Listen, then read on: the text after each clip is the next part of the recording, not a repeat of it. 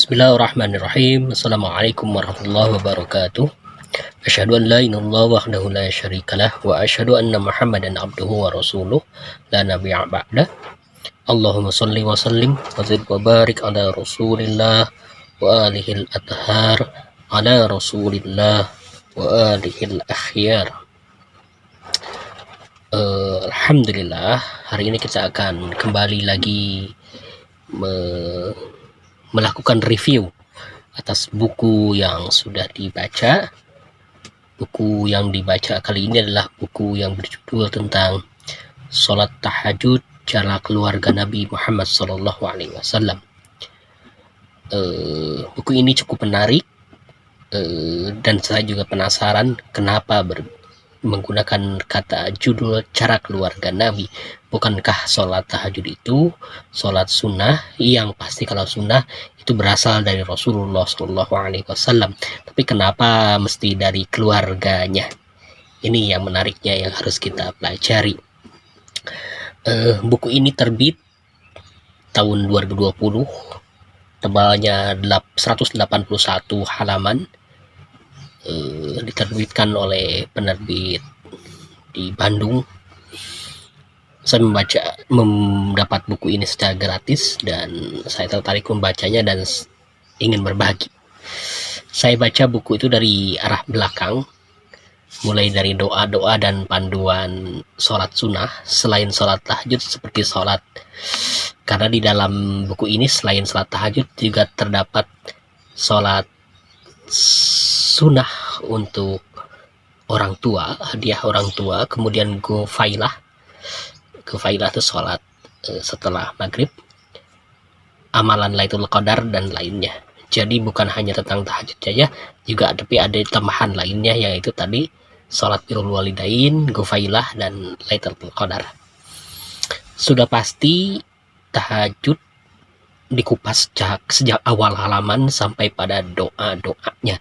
Secara umum tidak beda dengan salat tahajud versi Ahlus Sunnah. Bedanya hanya pada setelah beres 8 rakaat dalam fikih Ahlul Bait. Jadi buku ini didasarkan pada mazhab Ahlul Bait atau mazhab Zafari. Disebutkan ada salat syafa 2 rakaat. Jadi setelah 8 rakaat itu, kalau di Ahlus Sunnah itu nanti 3-nya witir. Nah, di sini disebut 2-nya itu adalah salat syafa.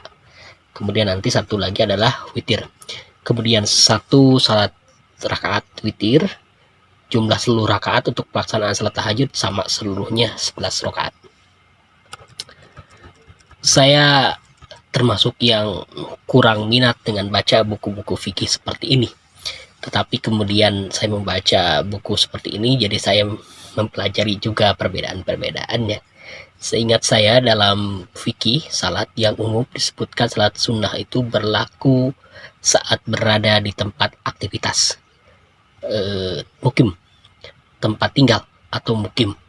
Karena itu orang yang safar dikatakan bisa gugur salat sunnah, termasuk tidak melaksanakan sholat tahajud. Jadi kalau kita sedang safar maka kita malam hari tidak perlu tahajud, dan itu juga sunnah.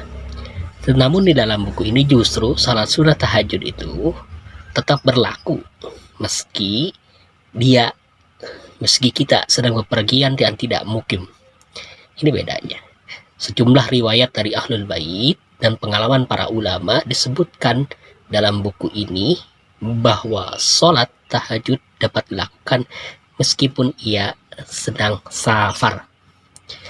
Bahkan yang menarik, boleh melakukan qada bagi yang sehari-hari biasa sholat tahajud, kemudian pada 1 malam pulas tidur sampai tiba waktu subuh. Jadi ia boleh mengganti melakukan qada. Kodonya katanya boleh pada siang hari, pada pagi hari, sore hari.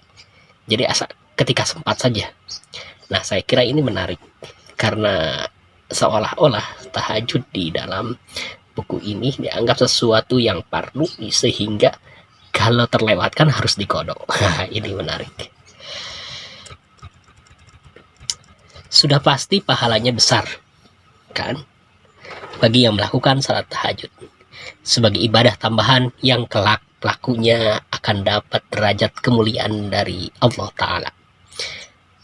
Coba saja salat tahajud di tengah malam, ikuti langkah dan cara pelaksanaan dari buku tersebut.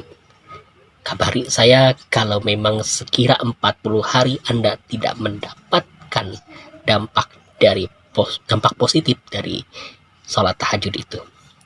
Karena kata dalam buku ini disebutkan pasti akan dapat karunia, pasti dapat hajat kita akan terpenuhi kalau kita melaksanakannya tahajud selama 40 hari terus menerus. Wah, mesti konsisten. Saya perlu sampaikan bahwa penulis buku Salat Tahajud Cara Keluarga Nabi ini merupakan seorang marja taqlid. Marja taqlid adalah ulama yang sudah mencapai tinggi kedudukannya dan dirujuk oleh para muqallid. Muqallid adalah orang-orang yang mengambil fatwa pendapat darinya. Di sini ada dua penulisnya. Penulis buku ini dua orang. Yang satu adalah Sayyid Abdul A'la Sabjiwari dan yang kedua adalah Sayyid Ali Hamanei. Tentu saja buku ini bukan ditulis langsung oleh keduanya, tetapi dikumpulkan dari kedua marja ini, dari kitab-kitab disatukan dalam satu buku, kemudian jadilah buku yang menarik dan menurut saya punya manfaat seperti ini, yaitu buku Salat Tahajud Cara Keluarga Nabi. Memang salat tahajud adalah salat sunnah yang pasti juga salat sunnah yang kabarnya dilakukan oleh baginda Nabi Muhammad SAW, yang kabarnya juga tidak ditinggalkan oleh baginda Nabi Muhammad SAW. Dan itu masuk akal buat saya kalau kemudian di buku ini disebutkan bahwa salat tahajud itu boleh di tempat safar dan boleh dikodok kalau lupa dan sebagainya. Itu menunjukkan bahwa memang Rasulullah SAW terdahulu selama ketika Rasulullah SAW di Madinah, sekitar 10 tahun di Madinah, Rasulullah SAW itu pasti berangkat ke tempat perang. Dan dicatat oleh Karen Armstrong itu sekitar 60 perang yang dilakukan oleh Rasulullah SAW pasti kan meninggalkan Madinah. Dan kalaupun kemudian dianggap bahwa Rasulullah SAW tidak meninggalkan sholat tahajud, ada kemungkinan di tempat-tempat tersebut Rasulullah SAW melakukan sholat tahajud dan tidak meninggalkannya.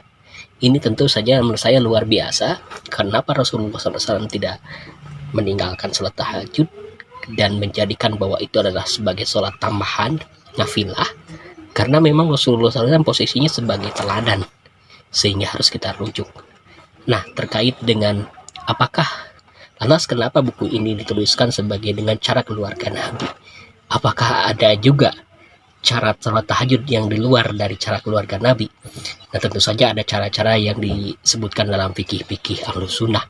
Yang tadi saya sebutkan di awal adalah tentang bahwa dikerjakannya 2 rakaat sampai 8 rakaat, kemudian setelah itu nanti ada sholat witir yang 3 itu, kemudian juga ada sholat yang 4 rakaat ke 4 rakaat 2 kali, kemudian nanti masuk pada 3 rakaat sholat witir kayak gitu. Ya, mungkin itu cara-cara, tapi saya percaya kalau kita merujuk kepada buku-buku seperti Bidayatul Mujtahid itu tentang sholat nafilah, tentang sholat tahajud, itu juga disampaikan berbagai riwayat-riwayat yang berbeda-beda seperti itu. Jadi bukan hanya cara keluarga Nabi, tapi juga cara sunnah Nabi juga harusnya kita tiru. Jadi menurut saya buku yang seperti ini terlalu menekankan pada kata keluarga Nabi-nya. Seharusnya to the point saja bahwa ini sholat tahajud versi mazhab Ahlul Bait gitu. Dan rujukannya jelas kepada Rasulullah SAW. Ada juga sholat tahajud versi Ahlus Sunnah, rujukannya jelas kepada Rasulullah SAW. Kemudian juga tradisi ibadah yang dilakukan oleh para sahabat. Terima kasih, mudah-mudahan bermanfaat. Aku qouli hadza wa astaghfirullah li wa lakum. Assalamualaikum warahmatullahi wabarakatuh.